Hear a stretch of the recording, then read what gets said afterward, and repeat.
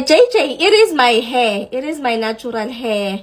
It's not installwanga inwele zami but ke asikho apho ndiyabulela ne mamelani ke ukwenzela ba uDecember singaDecember kakhulu side sizilibale izolo uPresident Cyril Ramaphosa uyifumene ireport from kwiMadlanga Commission njoba bebethembisile ke and then another update izolo futhi uKat Matlala icase yakhe nyani officially so isiwe eHigh Court le attempted murder yakhe ekaTebuo Thobejane. So that is the update when it comes to Kat Matlala. Ininzi ke into abasayithetha nango DJ Warasi nyayibona mosiba lemfazwe silwayo inkulu kakhulu but nje ndicela into basize singoyiki singosabi. Even if they were to kill us, how many of us will they kill? Angeke basiqhebe sonke sibanisi gqithi if bacela into babazasibulala sibe siyaphela instead siza multiplyeka kukuyofa abantu kusheka izibongo but nje yona makungabi yimfazwe esiyabe sifele abantwana bethu